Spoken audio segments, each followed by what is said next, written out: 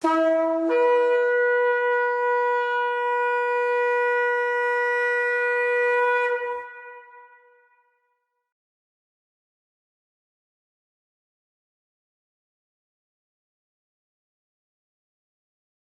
he raised up the court all around the tabernacle and the altar and hung up the screen on the court gate.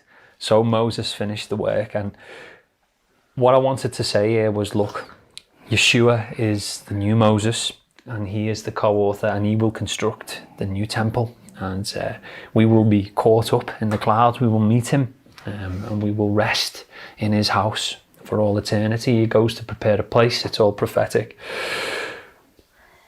But there's something here that is quite beautiful. The last component of the tabernacle, you know, you'd think that he'd put the Ark of the Covenant in there, you know, the icing on the cake, that's it right there. But Moses hangs the screen, all right? It's the last component. And it made me think of Revelations, because curiously, the thing that happens prior to the Messiah's return is what? It's the apocalypse. Does anyone know what the word apocalypse means? Yeah, it comes from the Greek. It means to uncover something or to reveal. That's why it's revelation, or to unveil something. Hallelujah. Thank you, brother. Obviously, keeping in mind the last thing that Moses does is he puts this veil up, okay, this screen. And then if we look at the last thing that takes place in Revelations prior to the revealing of the Messiah and the new home and the rest that's to come, there's an apocalypse. Now, for us, the word apocalypse is attached with bombs and like the end times and destruction. But curiously, in the Greek, apocalypse can mean unveiling. Isn't that so beautiful? Now, if we then take this further, we can see that the apocalypse can be the unveiling of the bride, but it can also be destruction of earth. This is the paradox of the Hebrew mindset. A blessing and a curse, life and death, clean, unclean. And the apocalypse for many will be a day of destruction, but also the word apocalypse means unveiling, okay? It's when the bride will be unveiled. In fact, curiously, it's the same word that's used on a wedding day when a husband will unveil the bride, okay? Isn't that amazing? Isn't that beautiful? And you can see the two definitions on the screen. One says the apocalypse means the destruction, the final destruction of earth. And the other, it's known for a reveal or an unveiling. Isn't that so curious? Isn't that curious? The last thing that Moses does is hangs this veil. And we see that the last thing that takes place is this unveiling again. This is entirely connected with the end. All right, it's entirely connected with the end of Exodus, and it's entirely connected to the last final Exodus when we will depart from this earth and the apocalypse will take place. But to many, that will be the destruction of earth. But to those who love him, that will be actually a complete blessing. It's not going to be destruction because the bride is going to be revealed. The bride is going to be unveiled. The great and terrible day of the Lord. The great and terrible day of the Lord, brother. Beautiful, the paradox, okay? What we want to know is who this bride is going to be then, who is unveiled. Now, every denomination on earth claims to be the bride, and I've seen countless content and explanations to who the bride is. Sects in Christianity, the Catholic Church. I've even seen single women who claim to be the embodiment of Mary Magdalene, and they are the single individual bride of Christ. I've seen some mad gear out there, and despite all of this, I believe the bride can be found in the Word of God. The Lord is looking for a bride who resembles him, with identical values, with the same goals, and who has mutual things in common. We know in Ephesians that the bride is going to be the church, okay? But many people can go to that church but not be the bride, okay? You could go to churches all around the country but not be the bride, so it's not specific, okay? It's got other components involved in it. The best relationships are built on compatibility, aren't they? The best relationships in the world are built on people who are compatible. And compatibility builds the best relationship. The Lord is looking for a heart in sync with his own, an uncompromising, faithful heart. Now, Proverbs 31 highlights a virtuous wife. And whilst all women could be inspired by it and say, this is the wife I want to be to my husband, it is not just for women. Proverbs 31 is also for men. Not for men to be inspired like, oh, this is the wife I desire. Proverbs 31 is actually a description of the bride of Christ. Okay? It's actually a description of the bride of Christ. How did I come to understand this? On screen is pictures of Rebecca on her wedding day.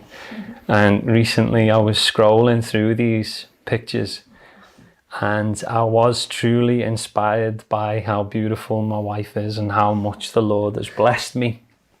And I was looking at these pictures and I was remembering the delight that the Lord blessed me with and how amazing that day was.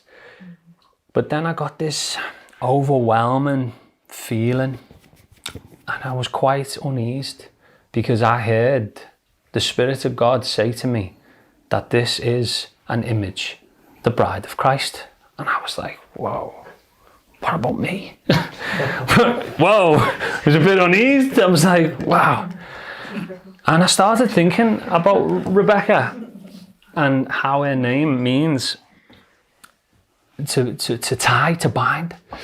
And it was just going around in my head that it was really prophetic, that Yeshua says, bind up, okay, and take into my barn. And we see Rebecca and Isaac and how she is the single most clearest picture of the bride of Christ. And I was like overwhelmed that I've been told this, but how I almost was not like included in that. And whilst I was blown away, you know, I was a little bit unhinged because I was looking at an image of an example fit for Christ, and I almost felt detached from that. And I heard the Spirit tell me to look at Proverbs 31. So I get involved in Proverbs 31, and this is what I found. I began to unpack it. The first line just blew me away. Proverbs 31 verse 10 says, who can find a virtuous wife? For her worth is far more than any rubies. Okay.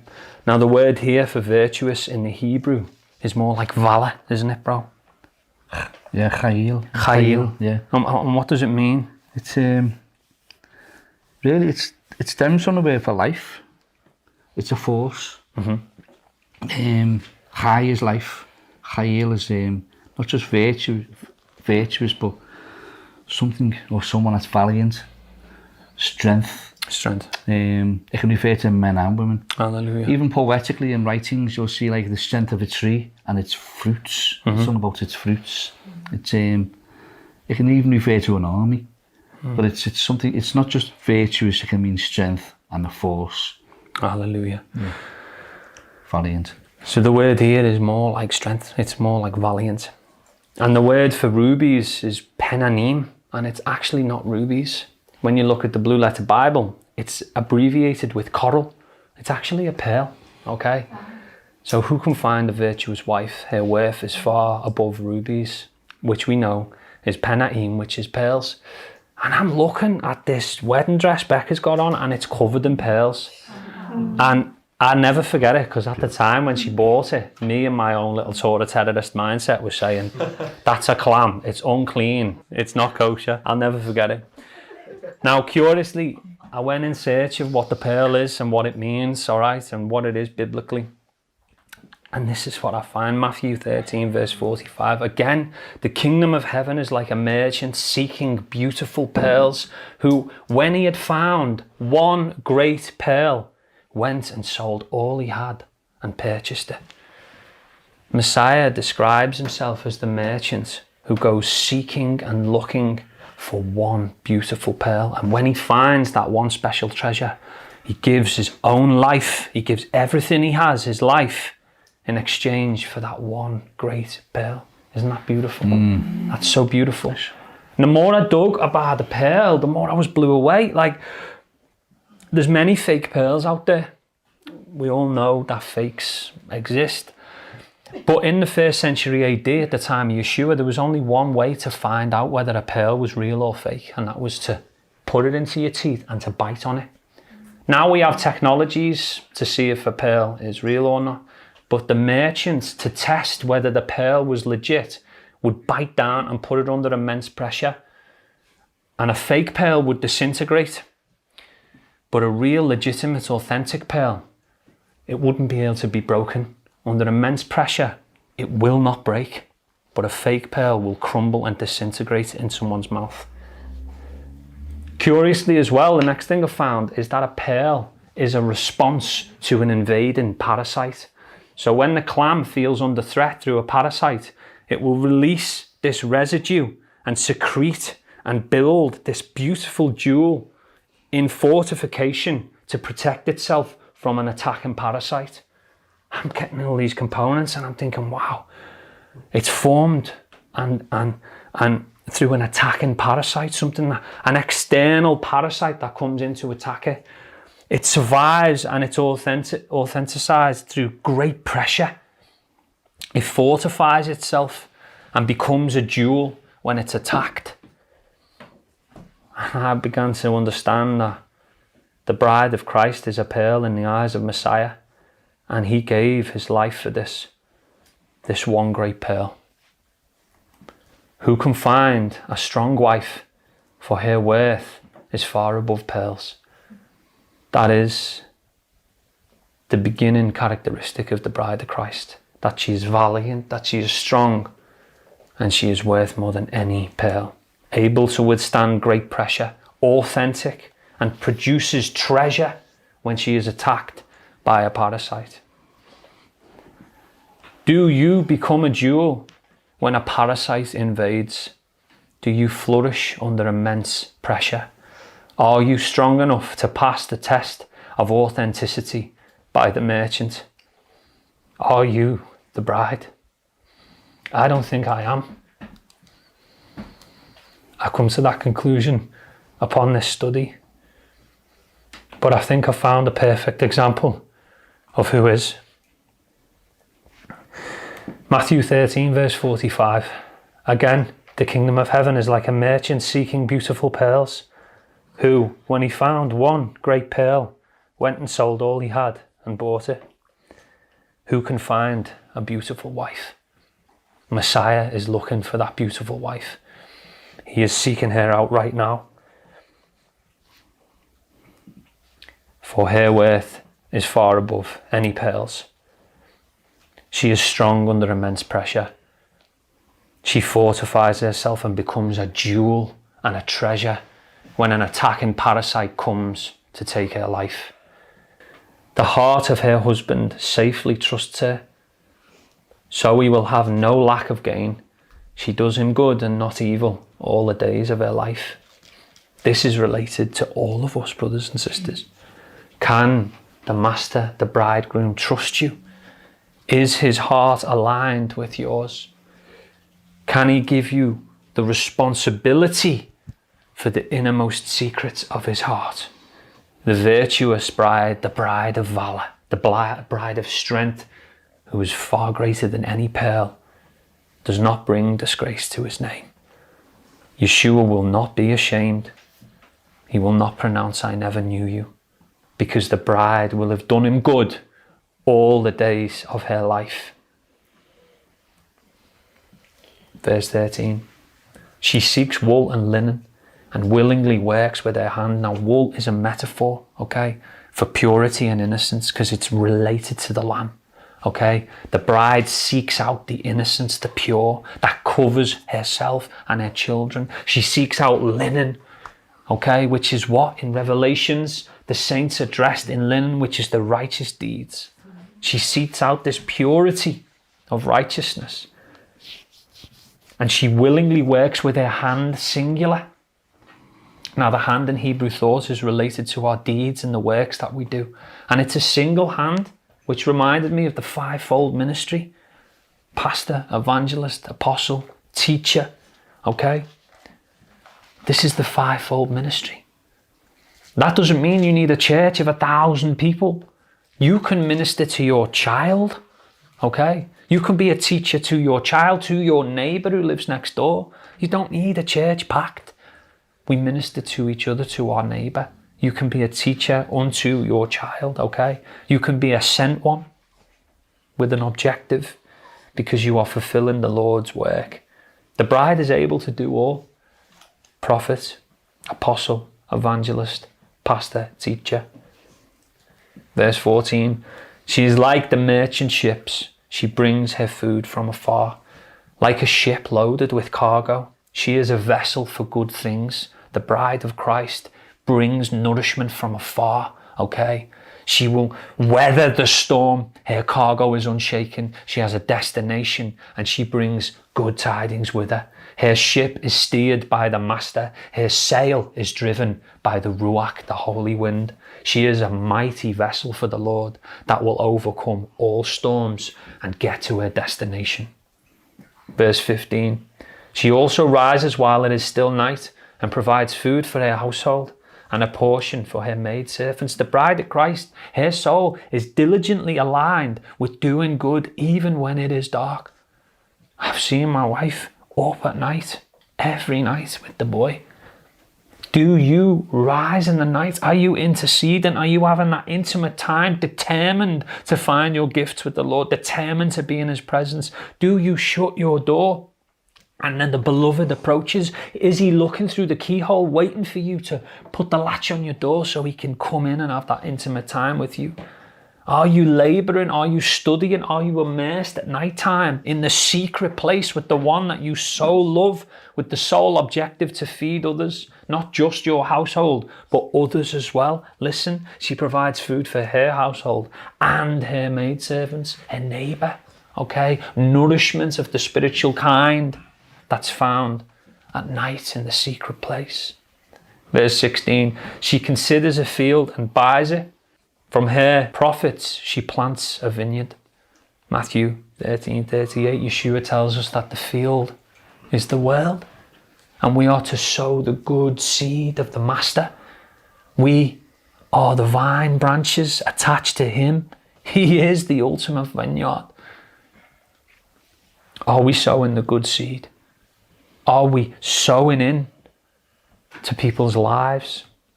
Are we bringing fruit? Things that are healthy and beneficial to others. Verse 17, she clothes herself with strength and strength is in her arms. Now this isn't talking about a woman who can bench 100k or do a Tough Mudder competition or run a marathon. This is talking about spiritual stamina to be able to endure, okay?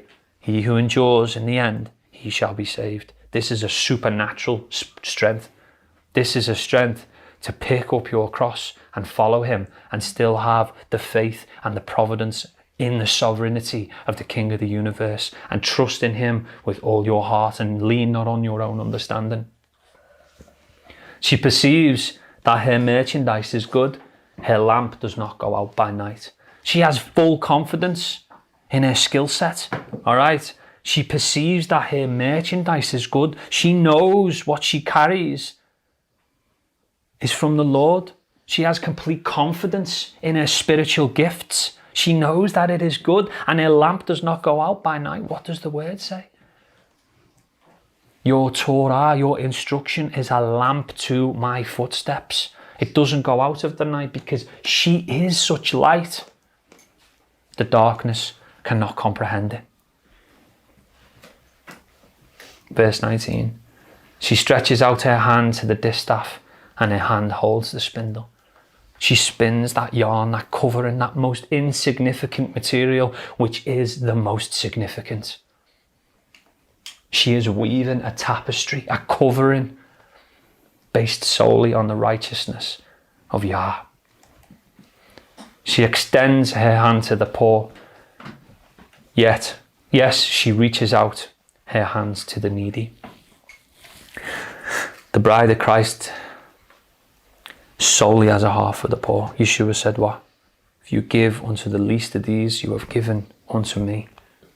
Where was you? Where was you, he says? Where was you?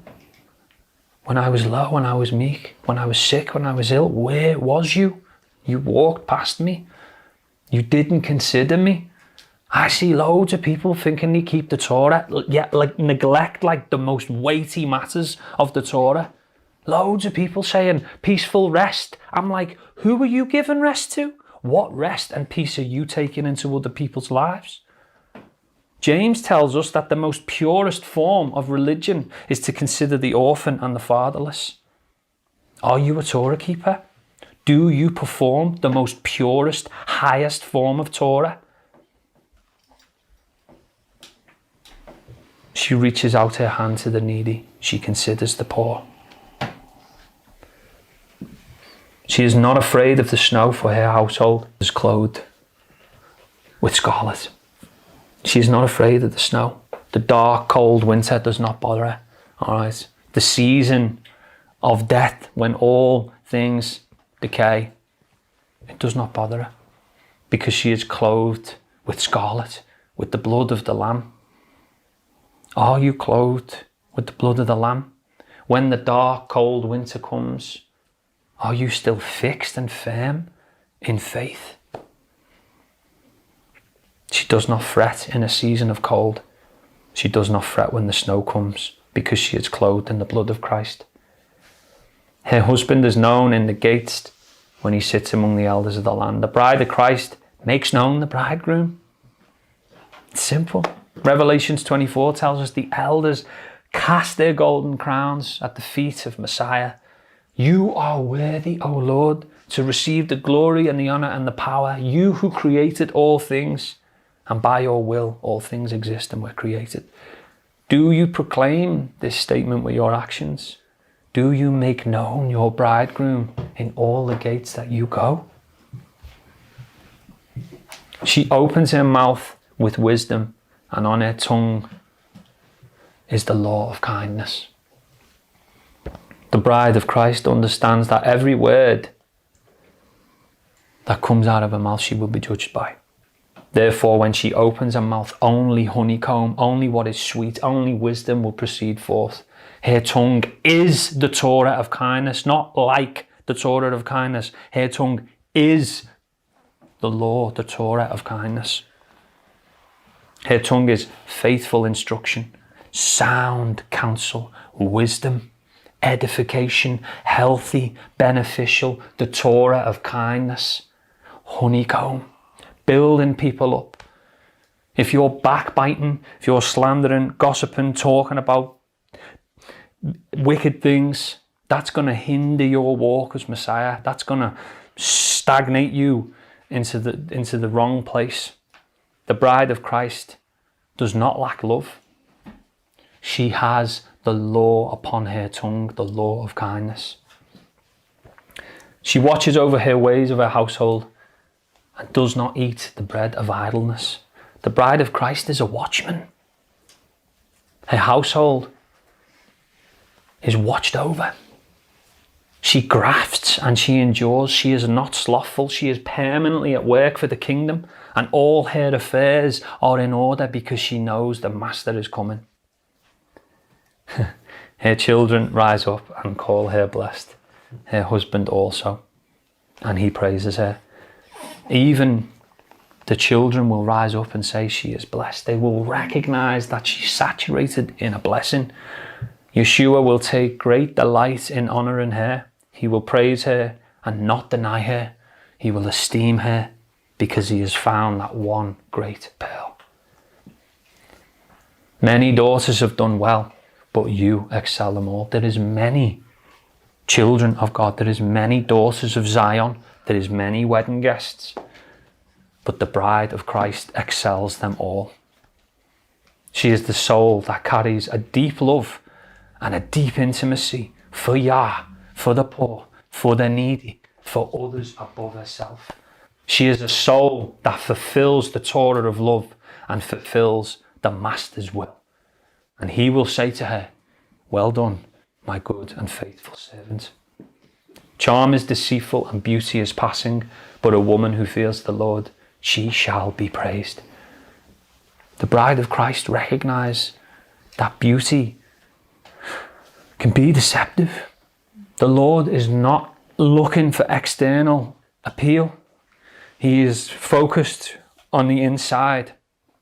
That is why all the sacrifices, all the korbanot that went on the altar, it was the entrails that went with it. The Lord is most concerned about the inward parts. The entrails is what was offered to him, because that's where the value lies.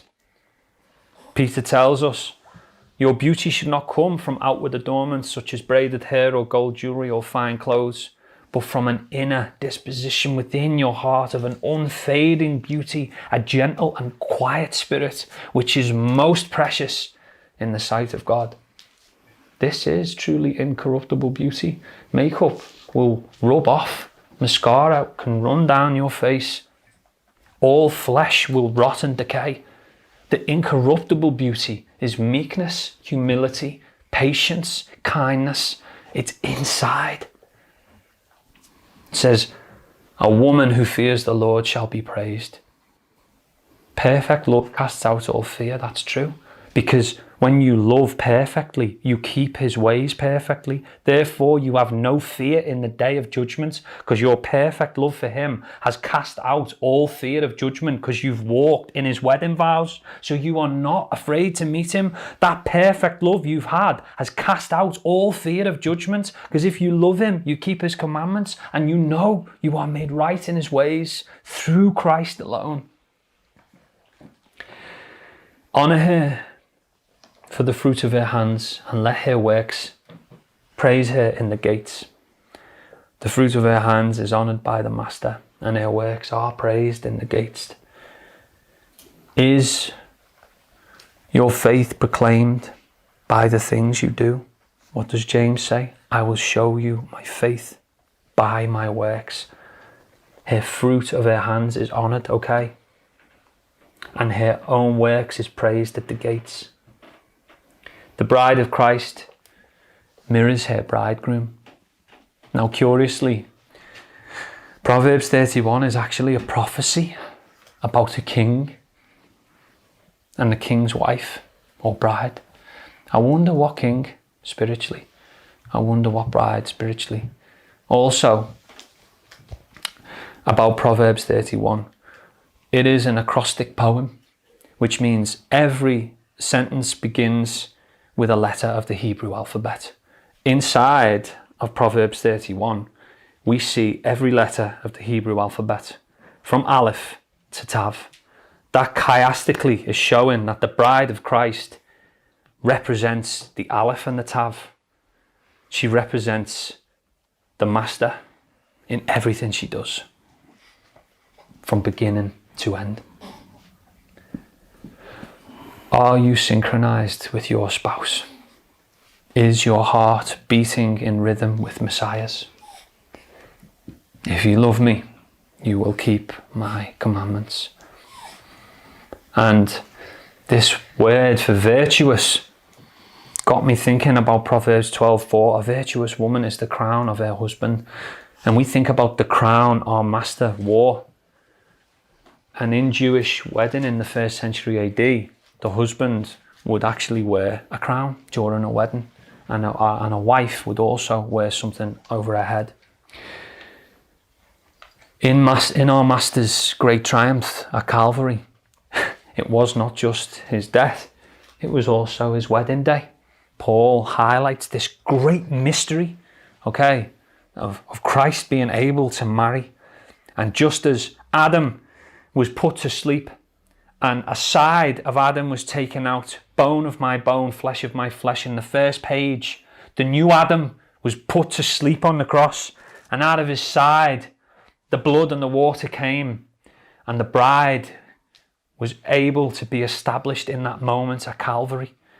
Yes, it was Yeshua's death, but he wore the crown of thorns for the wife he was going to buy back, for the wife he was going to redeem with his life and with his blood.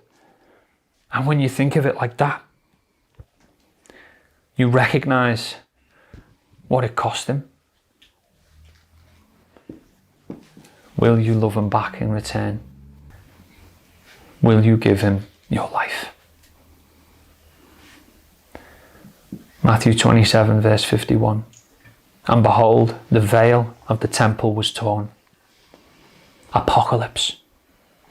From top to bottom, and the earth shook, and the rocks were split. The bridegroom sees that the bride is revealed when she lifts up her veil. The very veil that was torn during the crucifixion, that separated man from the presence of God. We can go boldly into the throne room of grace. We all have the opportunity. The apocalypse is the end, but it is also the revealing of the bride. Which one is it? You choose. We get to choose which one it is. 2 Corinthians 3.